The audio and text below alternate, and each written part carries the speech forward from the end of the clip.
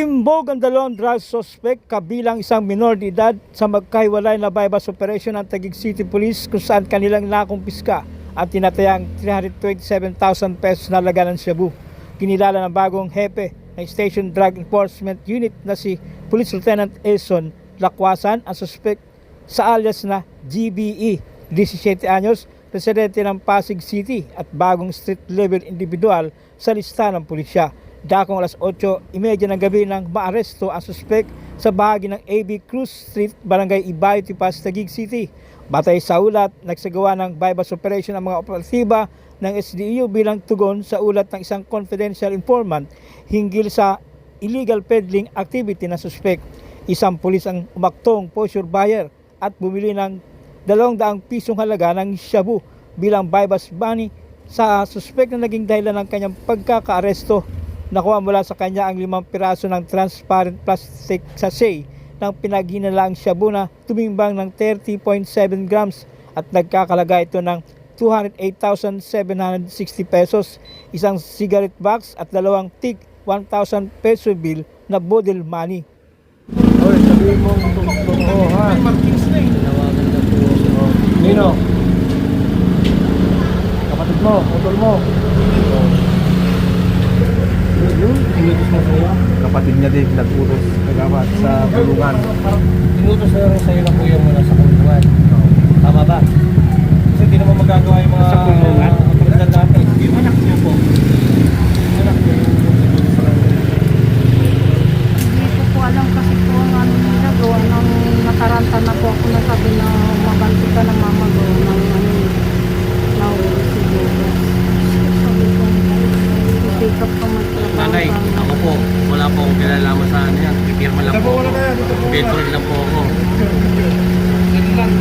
Sa kabilang banda, isang 22 anyos na street level individual ang naaresto ng mga otoridad na kinilalang si alias Jeric at residente ng barangay Napindan, Taguig.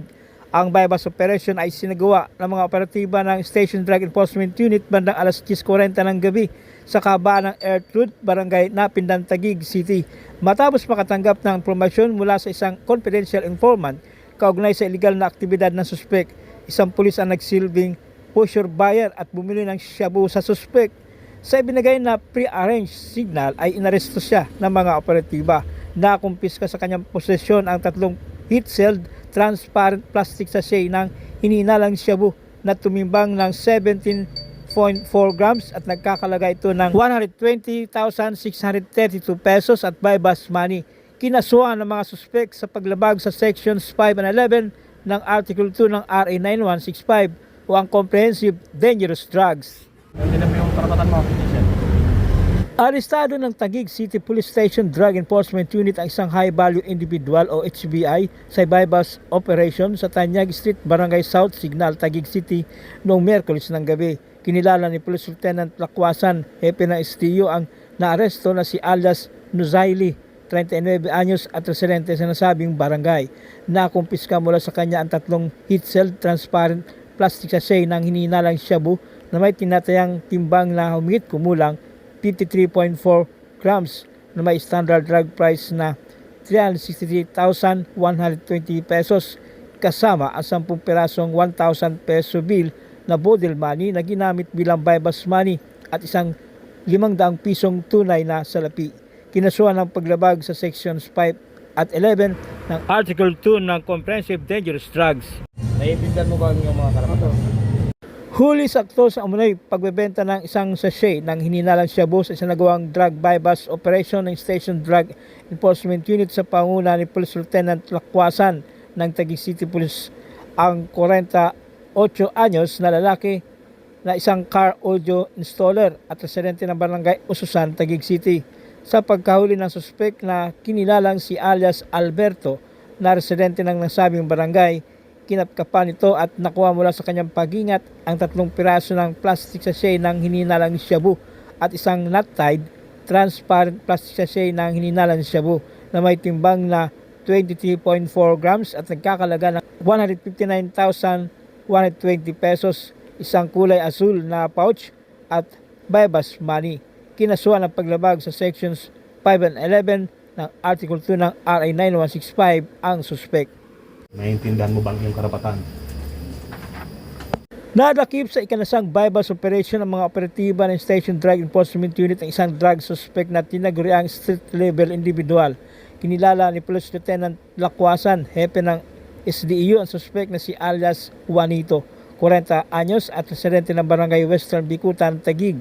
Base sa report ng SDEU, naganap ang pag-aresto sa suspect sa Cacao Street, Barangay Western Bikutan bandang alas 9:45 ng gabi. Sa ikanasang bypass operation ay nakumpiska sa suspect ang 12.9 grams ng hinihinalang shabu na may kabuang halaga na 87,720 pesos, isang color green pouch at bypass money. Kinasuhan ang paglabag sa sections 5 at 11 ng Article 2 ng RA 9165 o dangerous drugs ang suspect. Naiintindihan mo ba lahat ng karapatan mo? Nahuli ng mga pulis ang isang ginang na hininalang tulak ng shabu sa bypass operation. Kinilala ni Station Drug Enforcement Unit Chief Police Lieutenant Lacwasan ang naarestong suspect na si alias Jessa, 47 anyos, na isang street level individual at residente ng New Delhi Street, Barangay Napindan, Taguig City. Ayon sa ulat ng pulisya, dakong alas 7:50 ng gabi ng ikasa ng mga operatiba ng SDEU ang bypass operation kontra sa suspect sa kabaan ng Aliso Street, Barangay Napindan, Taguig. Agad sinunggaban ng mga operatiba suspect nang iabot na ang isang plastic sachet ng shabu sa pulis na pusher buyer kapalit ng 500 pisong mark money. Na-recover sa suspect ang 4 na piraso ng transparent plastic sachet ng hininalang shabu na tumimbang ng 7.9 grams at nagkakalaga ng 50,720 pesos at bypass money. Naharap sa kasong paglabag sa sections 5 and 11 ng Article 2 ng RA 9165 o Comprehensive Dangerous Drugs ang suspect. Naiintindihan mo ba ang iyong mga karapatan?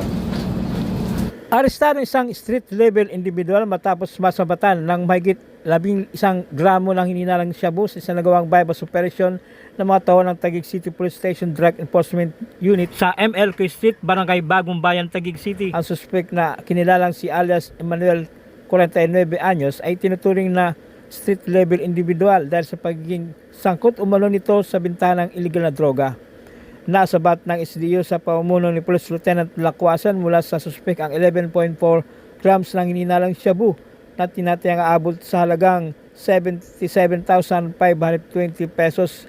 Nakumpiska ng mga otoridad ang 6 na pirasong heat-sealed transparent plastic sachet ng naglalaman ng hininalang shabu, 200 peso bill na bypass money at isang color red coin purse. Matapos masakote, dinala ang suspect kasama ang mga nasamsam na ebidensya sa kustodya ng Taguig City Police Station para sa wastong dokumentasyon at disposisyon. Posibleng masampahan ng kaso ang suspect dahil sa paglabag nito sa Section 5 at 11 ng Article 2 ng Republic Act 9165 o Comprehensive Dangerous Drugs. Kayo po to? So, bali ito pong pagpirma po ng barangay, parte lang po ng trabaho, pag-witness. Pero yung trabaho po ng operasyon ng ating baka pulisan, trabaho po nila yun. Kami lang po dito sa barangay, mag-witness na po base sa mga nakalap na mga ebidensya po, no? At hindi po kami parte ng operasyon natin mga Wala silang alam kapulisan. sa operation. Walang kinala. Nanawaan mo ba yung karapatan? Dire-diretso naman ang ano natin, kaya yung mga gumagawa ng illegal activities dito sa Taguig, particularly itong illegal drugs, makalusot man kayo o sa susunod na gawing nagawa niyo, baka hindi na. Unti-unti mahagip din namin kayo. Kami at ang Southern Police District natin, mahagip namin kayo, kaya tigilan nyo na yan. Walang mabuting patutunguhan yung mga illegal na bagay na ginagawa niyo.